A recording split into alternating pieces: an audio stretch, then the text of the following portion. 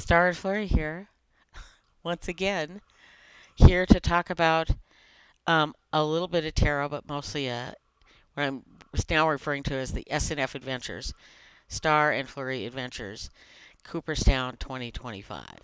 I'm so excited because I've been doing so much planning. Because oh my God, and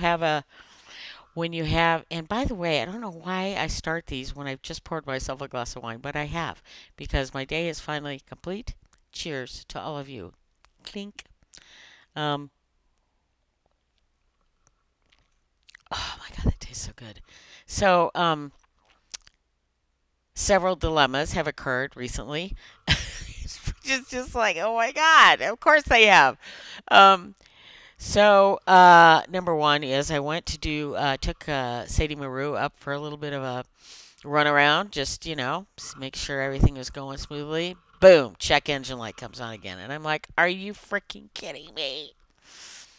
I'm saying this way too much with this van. But I will tell you that I walked past Sadie Maru the other day and got a little.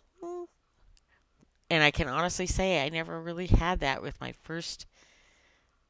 with Meru number one. I totally have that with my Jeep because, oh my God, I love my Jeep. Um, and so anyways, it surprised me. I didn't expect it, but I was like, oh, she's so pretty. So, yeah, falling in love doesn't matter what's broken at this point. But, but anyways, check engine light. So I called my local Mercedes dealer, and I explained what the situation was. He said, "Bring it in. We'll run the diagnostic, see what's going on." So they did that, and it turns out, yes, in fact, it's the same thing it was, a particulate sensor. He says yes, it won't affect your ability to drive. Yes, it is what am I trying to think of?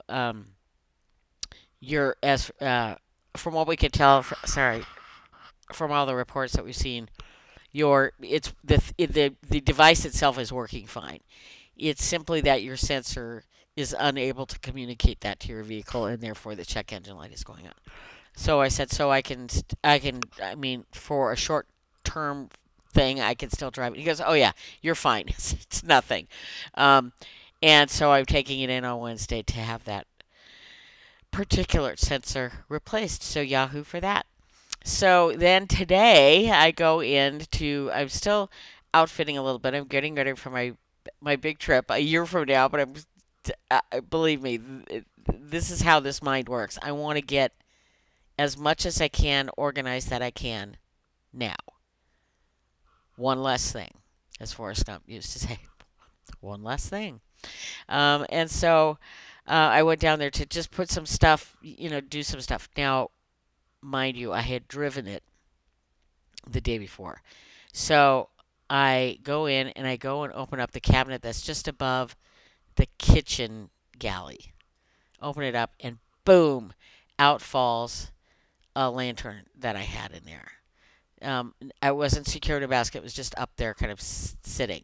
But because I'd been driving and it jostled around, it was leaning up against the cabinet. So when I opened it, it fell down. Boom! Hit the edge of my induction stovetop. Shattered. Not the whole thing, just a chip. There's almost like a film over the top of it. So it's just a chip out of the edge where it hit. But I'm like, really? Okay. So so I looked up at that particular cooked up on the internet, and they're fairly cheap. They're like $150, so it's not that big deal. Except when to get it installed, I don't even want to know. So I'm kind of thinking it's not like a windshield. The integrity of the actual induction stovetop is not broken. It's still fine. And it's just a cosmetic thing. So to solve the issue in a moment, I went and I had some black duct tape, not duct, D-U-C-T, but the cosmetic tape that you could get at Walmart and Fred Meyer or whatever, D-U-C-K, duct tape, which is it's a very sturdy, good tape, and for stuff because duct tape is very expensive. Duct tape is not. And duct tape comes in a million different colors. So I have some black that I've used forever for just fixing stuff. So I put some on the cooktop. I cleaned it all up, vacuumed all the shattered little. It's amazing how much glass there was. It just, I mean, really, it was about maybe an inch by a half inch at best. So a very small chip just out of the side. So it's a 12 by 13, 12 by 15 plate that has an induction cooktop. So anyways, it just knocked the side of it out. Anyway, so I took some blacktop just to kind of secure it and put that on there. And then I was like, so I started searching around to find out what would it take to get it replaced, because you can't just replace the cooktop. It's a unit. You just have to pull it out, put a new one in. But again, I'm sitting here thinking I can do all the research I want, but I have no idea what it's going to cost to put that in. I know what the actual cooktop costs, but who knows what they're going to charge. So I did make an appointment, or kind of an appointment. Come by around 2, that'd be good. It's like, okay, with a guy here, but I'm like, I don't, he's going to look at me. I told him I was a newbie. That was a big mistake. And he, he's probably $1,200, and I'm gonna look at him and say, well, really? Because the cooktop costs $132 on Amazon, so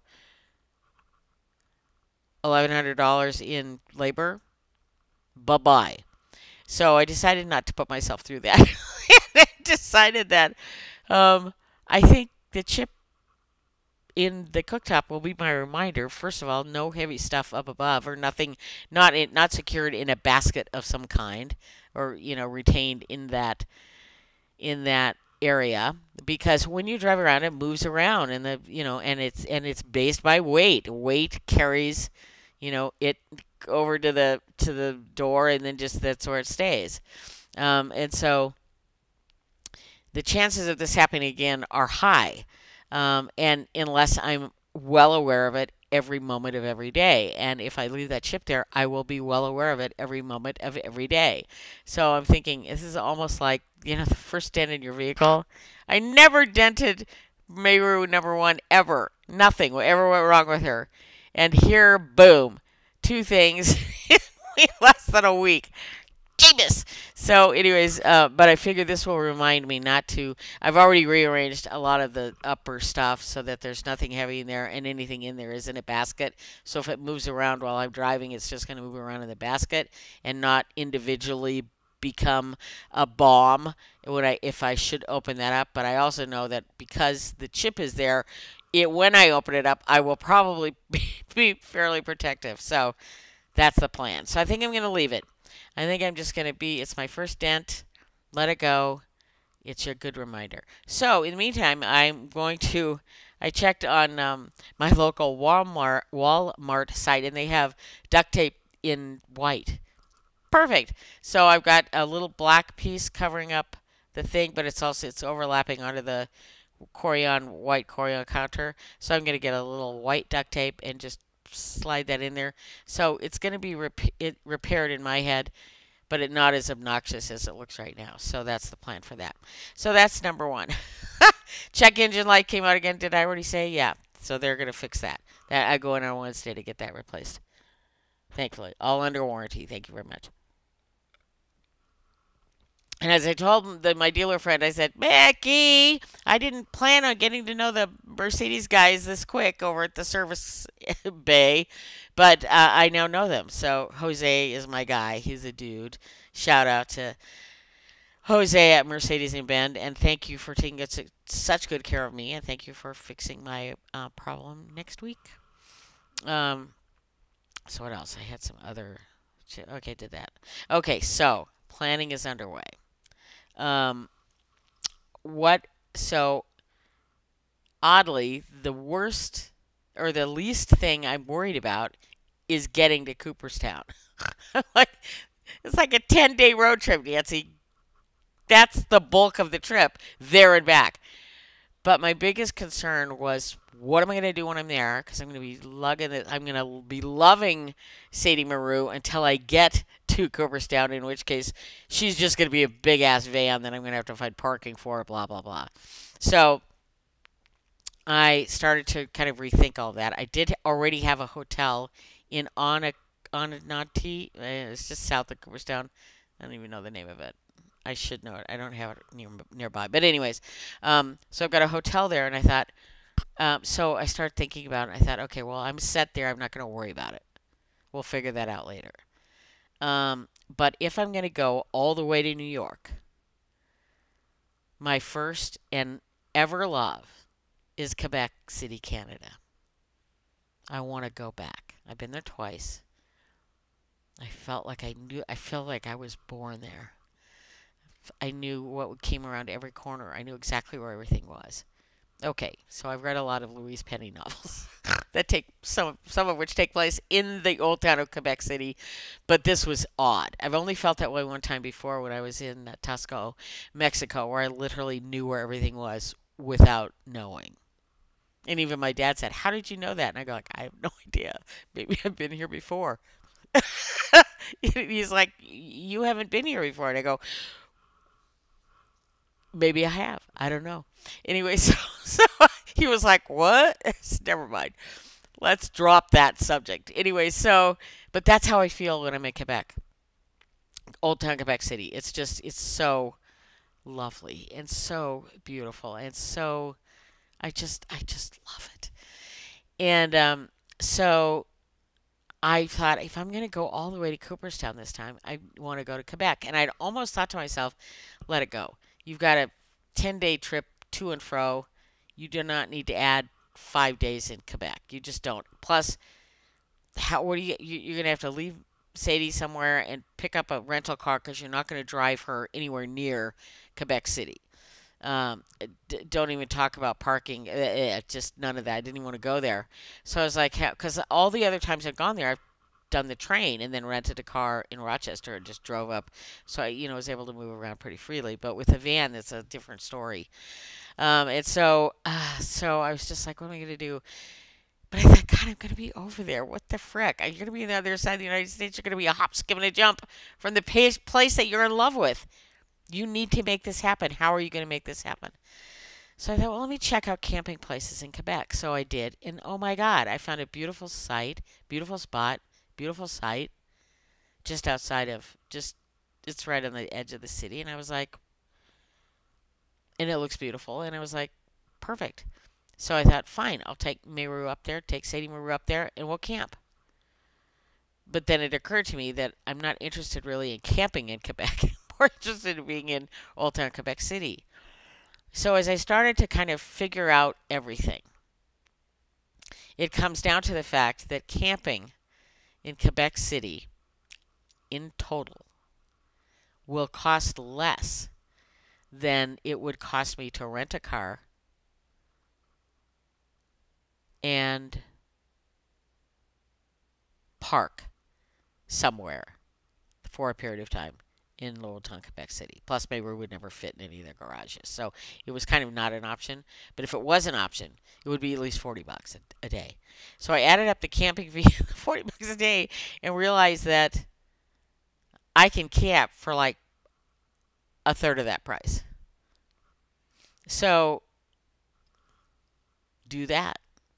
Park Sadie Meru, get a campsite, which I did. Park Sadie Meru there, get an Uber, go into Old Town, and rent the place that I wanted to rent again, because I've been there twice and I've been in the same place both times. Love it. It's right in downtown Old Town Quebec, right on Rue Saint Jean. It's a perfect condo apartment. You're above everything. You're right there in the thick of it. I thought I'm just going to do that because in the end, to rent a car and get parking is going to cost more than it would for me to just park Sadie Meru in a campsite just outside of the city. So that's what I'm going to do. So I went ahead and made that reservation. So Sadie Meru and I are going to Canada, and I can't believe it. And we're going to camp, and we're going to be there for a day and a half, and then I'm going to take a Uber into the cité, into the Old Town, and go to the condo that I rented, which was another dilemma. So I go to rent this condo and I'm thinking, well, how many days do I want to be there? So I just signed up for 2 and it was like, that's not enough. Every time you're there, you say it's not enough. So I added an extra day. I wanted to add an extra day, but Verbo wouldn't let me. Apparently, the place that I used to go to is just kind of independently done as a group of condos, but now it seems to be broken up. There seems to be Verbo and Airbnb and whatever. I guess I don't know whoever may have owned it may have sold their because it used to be. I think it used to be kind of owned by one person, or at least many condos were owned by one person. Now I don't think so. Anyways, but I found it on. Well, I went to the original website, but they were like it was not functioning at all. And it was like what's wrong? And so I went to. I just typed in old old Quebec City old town condo Rue St. Jean, and up came this, and it was with Verbo. So I was like, fine. So and I couldn't find the particular unit that I dearly love, which is small, but it's almost a studio, but it has everything you need. It has kitchen, washer dryer, kitchen, um, really cool windows, arched windows that look down right on the main drag of Rue St. Jean, but just high enough that it's not noisy. It's so cool. Anyways, I couldn't find that one, but I found one very similar in the same building. Looked it up, made sure it was the on Rue St. Jean, and I'm pretty sure it's the same building. Not completely sure, but almost positive. Um, and so I went to rent it, and I rented it for the 2 days, and then I went back and said, no, I want 3. So I go back to try to add that third day, and no. And I'm like, what do you mean? I know it's not booked, but it just won't let me do it. So I messaged the host of the condo and said, "Can you add a third day? I know it. I'm pretty sure it's available. If it is, can you just add me?" Turns out it wasn't working for her either. So we go back and forth.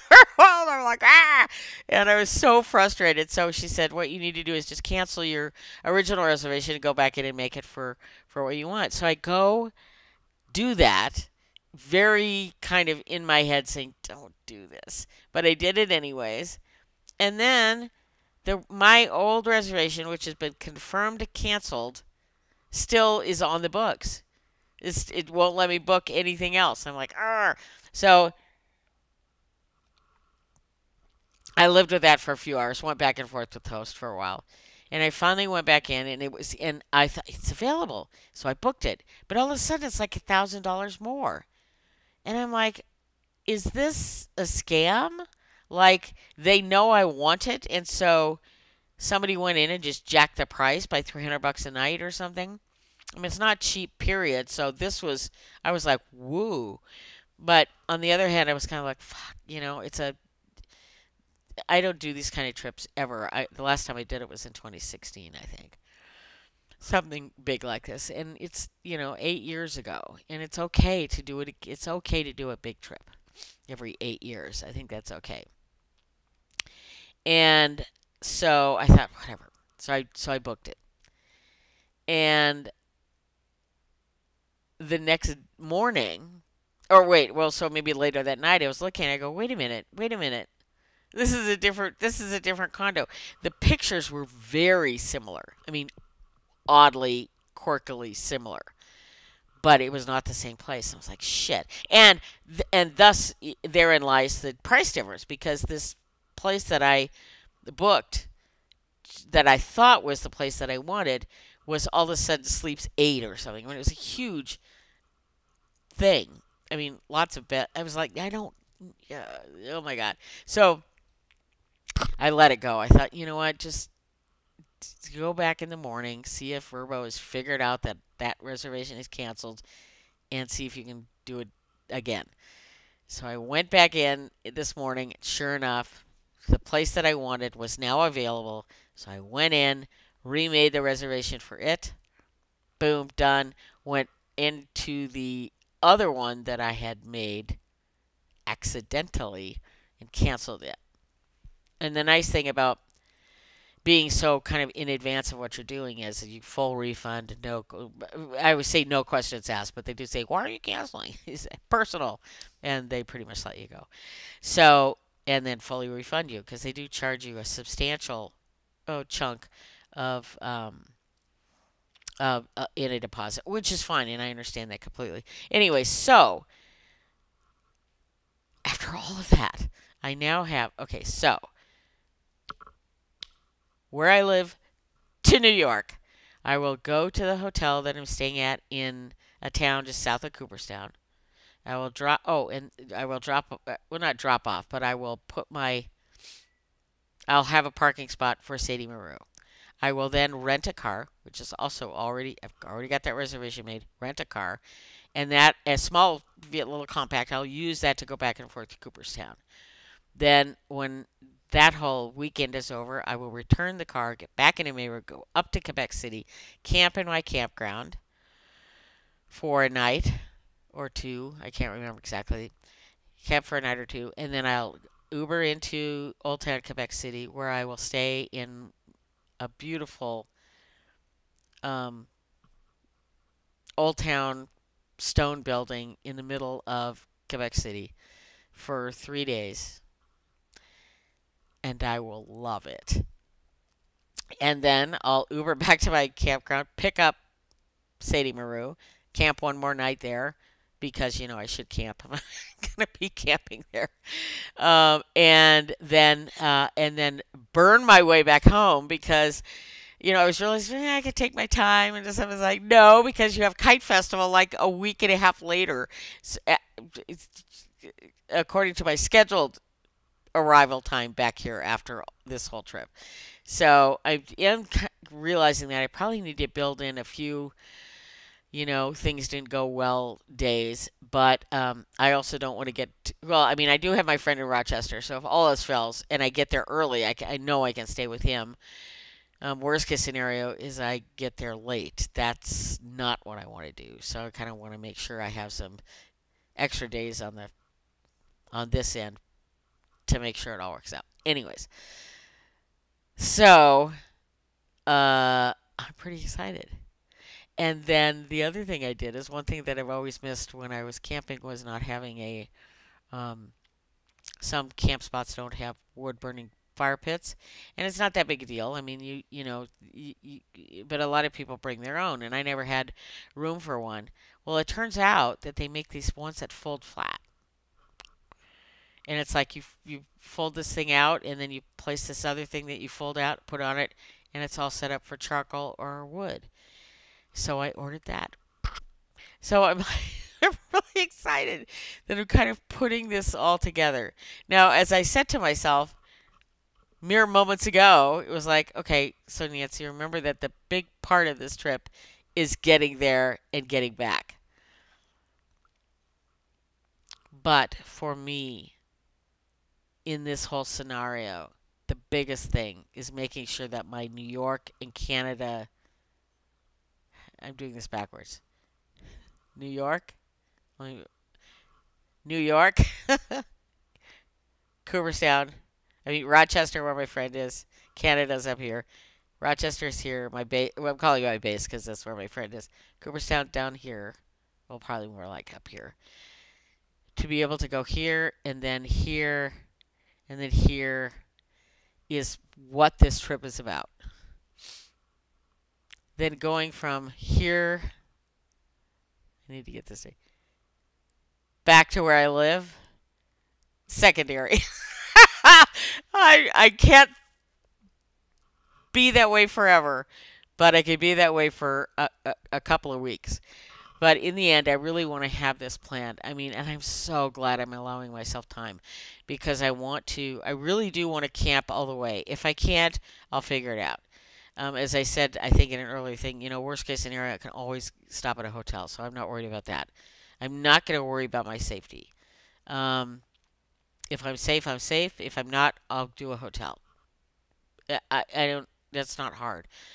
Um, and in my budget process, I am planning for that at least half of the time. I guess that's kind of what you have to do is do it. So I don't want to go into this feeling dreading it. I don't want to go in feeling like I'm going to be on Forensic Files next year. I don't want to do any of that. So I want to make sure that I plan enough in advance to have alternatives on the fly. And I think that's the trick to successful RVing. But we'll find out. I'm sure I'm going to learn a lot, and I have been thinking more and more about trying to do a vlog style thing. It may be more of a, okay, here I am, this is my day, um, rather than an ongoing thing I need to edit because number one, I'm not particularly good at editing, and secondly, that just takes a lot of work when you're already doing a lot of traveling. So it may be more of a nightly recap, but I think it might be really fun, and hopefully the recaps will be, hi, I made it to my camp spot, boring, star and flurry out. On the other hand, it may be a true adventure, and depending on how much little stuff I plan in the middle, little stuff to do in the middle might offer some good stories. So there we are. So where am I at time wise? Oh God. Okay. So I was gonna say I've got one deck I want to talk about, and I what I do with it. I Oh, is this the one? No, this is not the one. Hold on, let me find it. I put it all the way down there. No, where did you go? There it is.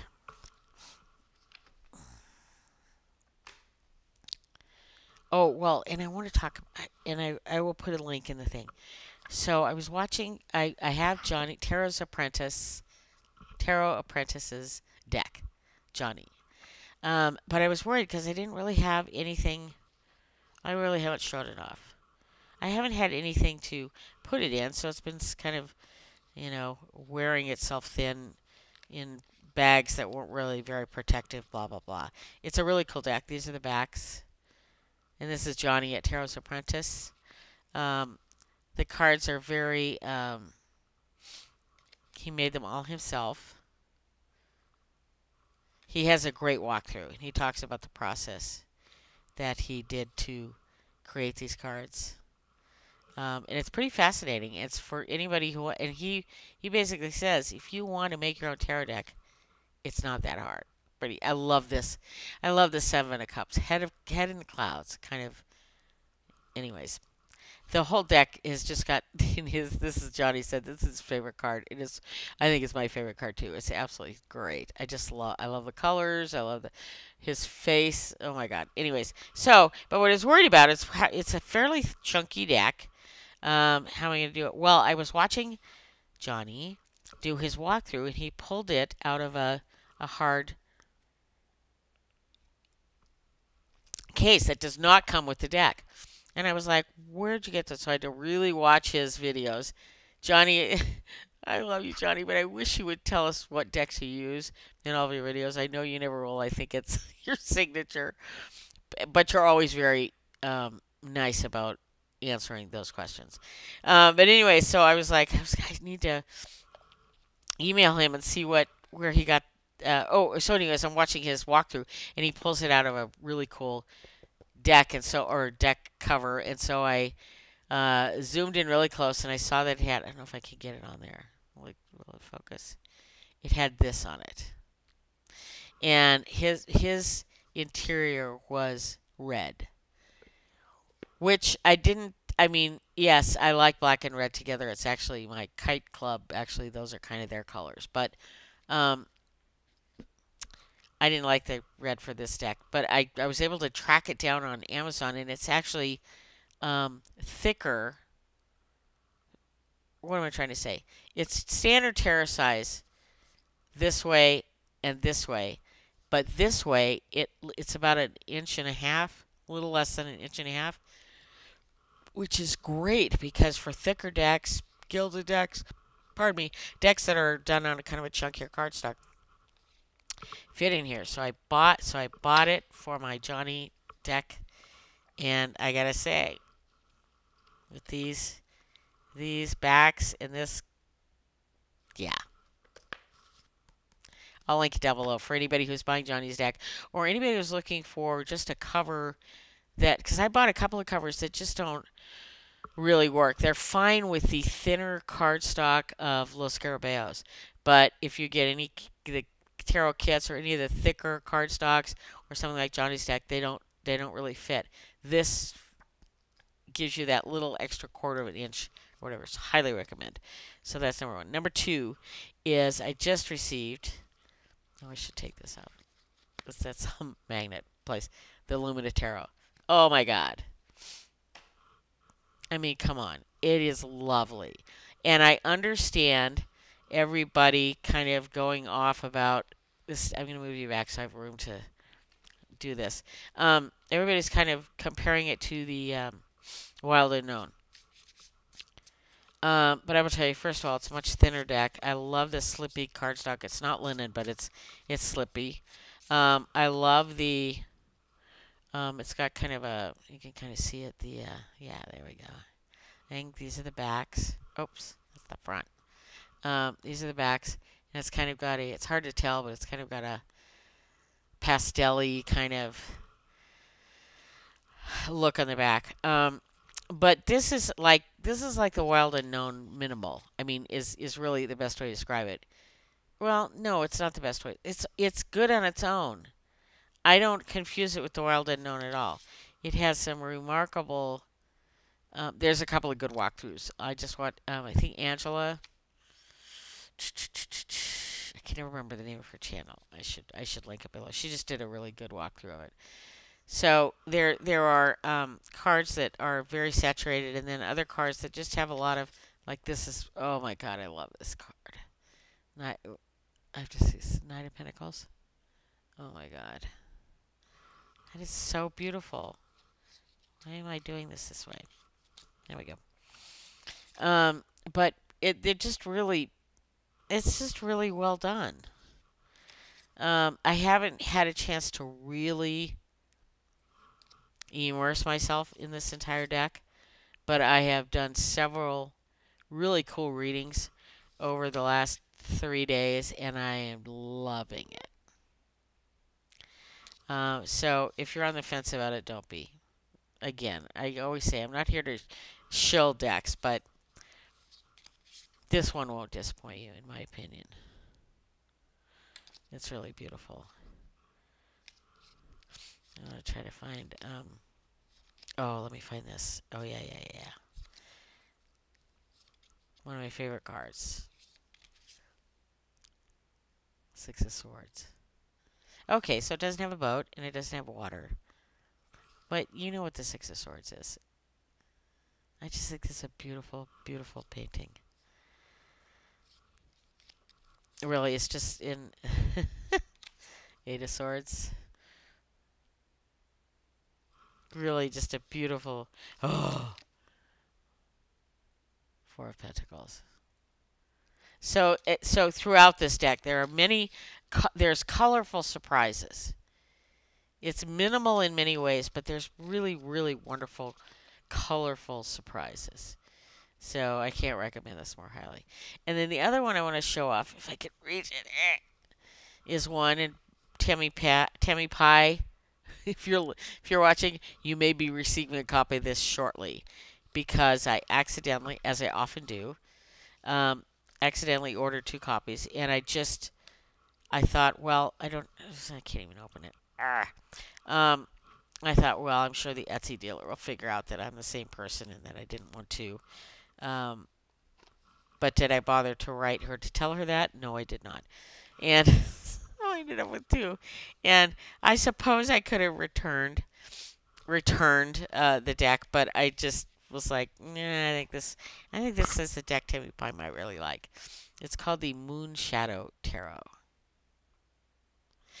And I have to tell you, if you've ever seen Harry Potter and you see the, I don't even know which movie it was, in the movie, where Hermione is reading the story of the Deathly Hallows to Harry and Ron, and I think Mr. Lovegood is there as well. And and in the movie they do this kind of animation of the story. This deck, to me, is that, which is pretty cool. And it's a very fall deck. I don't think the camera is not picking up the colors, but it is absolutely rich in the browns and the. It's just it's like old leaves on a ground in the backs. It's really rich in coloring, and then the cards are beautiful. Now I will tell you, uh, I'm not particularly thrilled with the big ass borders, but that's something that happens. These cards are um, take a regular. Sorry. Tarot sized card and this card quite a bit different. These are more oracle sized. Is that even straight? So that's the difference. So taller and wider. Can you see? Taller and wider. So wider. I can't. I'm sorry. I can't hold this straight. So wider by about a half an inch and taller by about maybe an eighth of an inch. Um, so they're kind of oracle card size. But holy cats. I mean, they're just. How can I get there again? Again, the camera is not doing justice to the pictures. But oh my god, and sorry about all the reflection. It's just they're really, the artwork is really it's so interesting and so unusual. Now this would not be a beginner's deck by any stretch. Um, it's not. It's I think it's kind of RWS based, but not completely. This would be a hard deck to learn on. It's a pippish at times, and non-pippish at other times, where like the swords, whatever, like Three of Pentacles. Well, the Three of Pentacles does actually have Three of Pentacles in it, but not all the Pentacles have all the Pentacles in them. But this is it's just a really stunning deck. It's very, it's dark, but not dark in a scary way. And it does. It completely reminds me of the animation that was done in the Harry Potter story, Harry Potter movie. So anyway, so this is called the Moon Shadow Tarot. And let me see if I can give it does come with a little book. It's not I mean, it's a big white book instead of a little white book. And it doesn't, I don't know if it gives any accolades or not, or any, I don't think it really says who it's by. It does not. The box itself, it comes in a kind of, it's not incredibly sturdy, but it's okay. And it's Ibiza Tarot, the Oracle of Tanit. So the website is ibiziotarot.com. IBIZA. Oh, it's spelled interestingly. Wait, I have to check and make sure that's not a misprint. Hold on. Yeah, that's a misprint on there. Oh my god. On their logo it says ibiziotarot.com, but it's spelled TRAOT. On the back, it's ibiziotarot.com, IBIZATAROT.com, which I'm guessing is the correct thing. Anyway, so it's called the Moon Shadow Tarot, available at Etsy. It's really cool. It's a little glossy, I wouldn't call it super glossy, but semi-glossy for sure, as you could tell. But if you're looking for a really cool fall deck, the Moon Shadow Tarot might be just the one you are looking for. No, I was not paid for this. This is not an advertisement. She doesn't know me from the man in the moon. But when I like something, I like to give it some props. So there's that. Okay, I think we're done. Thank you for listening to my stories, as always. I'll keep you posted on anything going forward, especially when I start to develop my plan for getting across the U.S. and then getting back. I know in my head I keep thinking, okay, so I've got my New York, Canada thing figured out, and then I now need to figure out how to get there. But I need to remember that, like Apollo 13, it's not always about just getting there. You have to worry about getting back. Do I need to do a slow burn on the backside of the moon? We'll see. I'll keep you posted. Thanks again for stopping by. Always a treat. Star and Flurry out.